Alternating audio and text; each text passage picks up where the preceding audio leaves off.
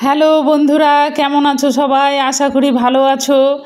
আমার চ্যানেল সীমা রাঁধুনিতে আপনাদের সবাইকে স্বাগত জানাই। আজকে আমি তৈরি করতে চলেছি ইলিশ মাছের মাথা দিয়ে কচুর শাক।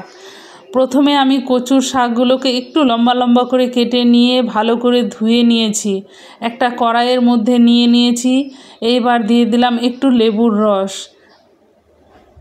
যাতে মুখ না ধরে, তার জন্য একটু লেবুর রস দিয়ে দিতে হবে। এইবার আমি ভাপ দিয়ে দেব। আমি প্রায় 7 থেকে 8 মিনিট ভাপ দিয়ে দিলাম। এইবার কচুর শাকগুলোকে আমি জল ঝরিয়ে নিয়েছি। এইবার আমি 3টে ইলিশ মাছের মাথা নিয়েছি। এগুলোতে আমি এখন লবণ আর হলুদ দিয়ে মেখে নেব।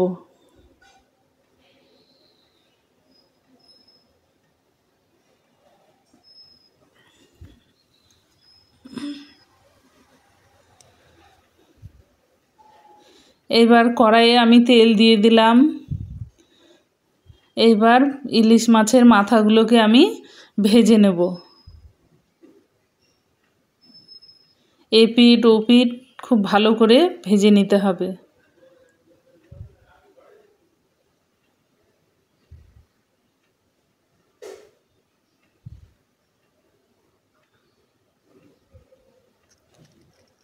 এইবার আমি ওই তেলের মধ্যেই ফোড়ন দেব, 5 ফোড়ন আর 2টো শুকনো লঙ্কা, তেজপাতা, দারচিনি আর কয়েকটি এলাচ।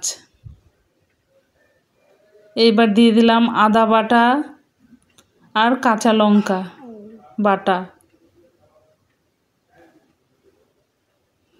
একটু লবণ দিয়ে দিলাম আর একটু হলুদ আর জিরের গুঁড়ো। এখন আমি একটু জল দিয়ে দেব, একটু নাড়াচাড়া করে নিতে হবে। তেল ছেড়ে দিয়েছে মশলা থেকে। এবার আমি কচুর শাকগুলোকে দিয়ে দেব। এইবার শাকগুলোকে খুব ভালো করে কষাতে হবে। স্বাদ মতো লবণ দিয়ে দিলাম, একটু চিনি আর মাছের মাথাগুলোকে দিয়ে দেব। এইবার 5 থেকে 7 মিনিট খুব ভালোভাবে কষিয়ে নেব। একটু তেল দিয়ে দিলাম, দিয়ে এবার আমি খুব ভালোভাবে একটু কষিয়ে নেব। আমার কষানো হয়ে গেছে। এইবার দিয়ে দিলাম একটু গরম মশলা।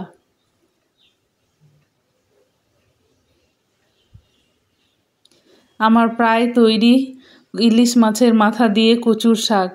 আপনারা এভাবে বাড়িতে তৈরি করবেন, আশা করি ভালো লাগবে। আর আমার চ্যানেলটির পাশে থাকবেন, সাবস্ক্রাইব করবেন, লাইক করবেন। সবাইকে ধন্যবাদ।